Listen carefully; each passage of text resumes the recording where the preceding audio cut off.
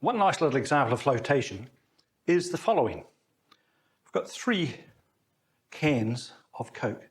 This is their regular Coke, and if I drop it into a bucket of water, watch what happens. It sinks. If we take their Zero brand and drop that in, it floats. If we take Diet Coke and drop that in, what happens? It too floats. Now, why is that? Because the original Coke had a sugar solution. It's very sweet, and there is a lot of sugar in there, a lot more mass than just pure water. Whereas both these other two, the Diet and so on, have an artificial sweetener, a very tiny amount of an artificial sweetener, and so there's no real extra mass added to just liquid.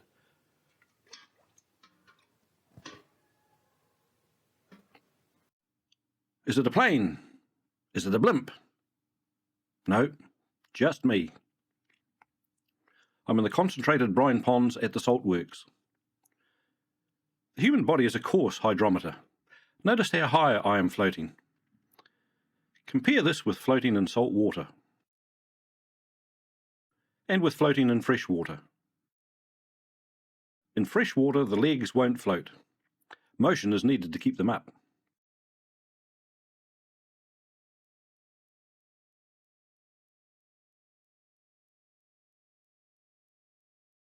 The only known photograph of Ernest Rutherford swimming was taken at the beach.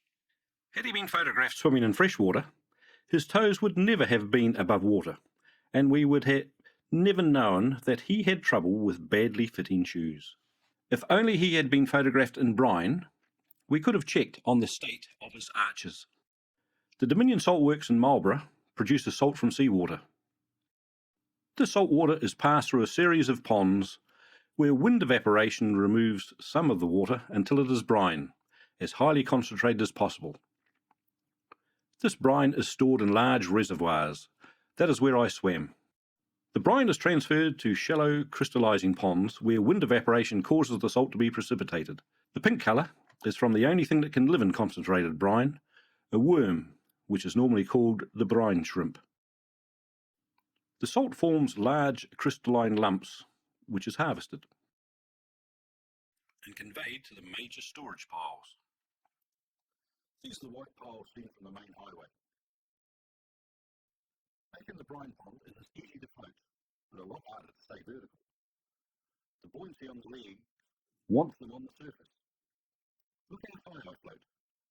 The chest is out of the water. It is very hard to float vertically in brine unless the arms are outstretched for stability. In full water, I float with the water level just above my mouth. I can adjust the level a little by expanding or reducing the volume of my lungs. In fresh water, I float with the water level on my forehead, a very unsafe position. This difference in buoyancy causes underwater divers to have to adjust the weights on their weight belt to remain neutrally buoyant as they move from saltwater to freshwater diving. The diver also has some control just by varying the volume of his or her lungs. A hippopotamus takes a great weight off its legs by floating in fresh water. By breathing out, it sinks to the bottom, where it can walk whilst grazing on bottom weeds. With arms raised, it is not possible for a human to breathe whilst floating in fresh or salt water. So for comfort, I definitely preferred floating in brine. It's a lot cheaper than paying to get to the Red Sea. Tourists there invariably get photographed floating on their back reading newspaper. Even Obelix went for a swim in the Dead Sea.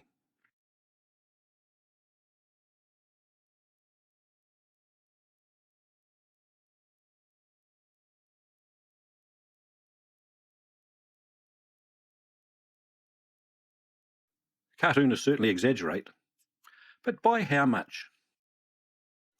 This worker at a mercury mine in Spain is sitting in a tank of mercury. Now that's flotation. So what we want first is something that will float in a liquid, a nice bottle. So here we have one. There's a snag, of course. We want an empty bottle. So we'll just draw the shades in case young children are watching, while we go off and empty this.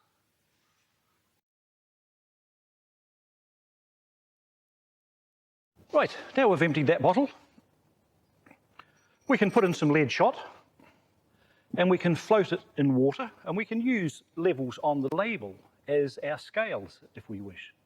But there's a problem with these in that if there's just a small density change, the height at which the bottle floats doesn't alter all that much.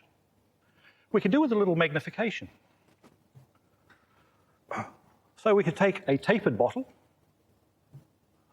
The only snag is this isn't a linear scale. We could take another tapered one, but it's nowhere is it flat, so that's not much cop either. Here we have a nice small taper, but again, you really want a flat region for a good scale. Now, I know you're never going to be able to show those to classes, that's why they were chosen. Think up your own scheme. If we want straight sides, we can take a bottle, put in some shot. We can even use some water to adjust things if we wanted a particular level.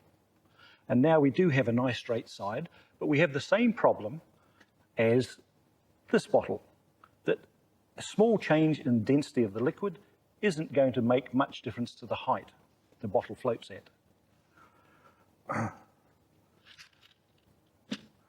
Same with that sort of bottle. But they're good first attempts, just checking things. So we'll put those out of the way. This sort of thing has a great advantage. We can alter the lead shot until this thing floats quite happily in a calibrated liquid, say fresh water. And then if we go and put it into salt water, it's more dense, it's going to float higher. So that's quite a handy hydrometer to use.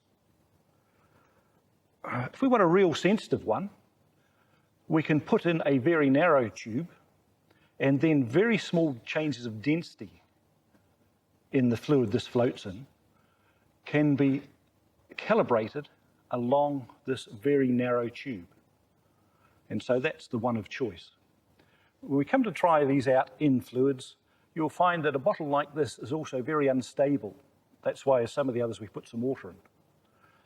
But put this way up was actually very stable. So let's go out into the field and use these. This was calibrated in a bucket of fresh water by adding lead shot until the bottle floated with the water level along the black line at the top of the label. It wasn't all that stable in salt water. In brine, the centre of mass had changed so that it was highly unstable.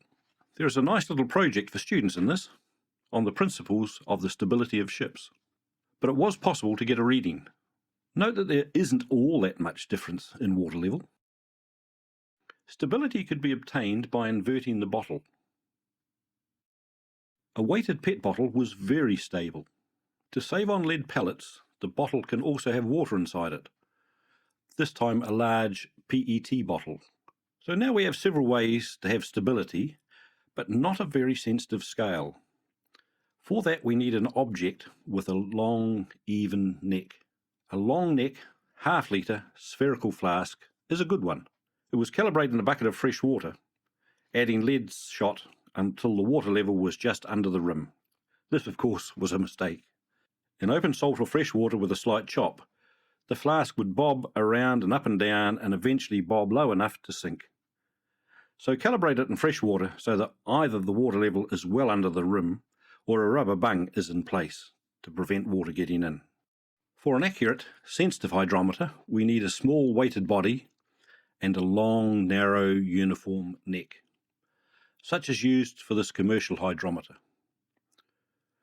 The salt works needs to know the brine concentration in each pond, and this is a cheap and simple method. Of course, for rough work, there is always the human hydrometer.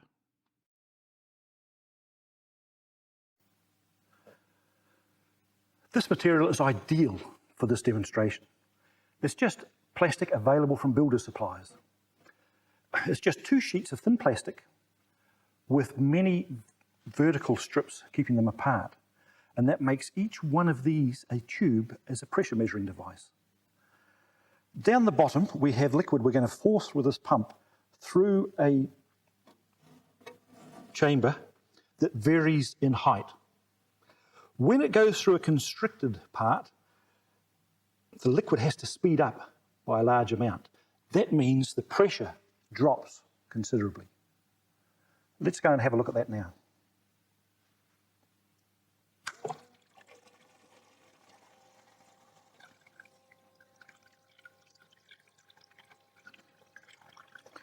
So here we have the widest part of the tube, fairly high pressure. As the liquid speeds up going through here, look how much the pressure drops. Widens again, and the pressure increases. The far end of the tube, it is a lower pressure than the near end due to frictional losses.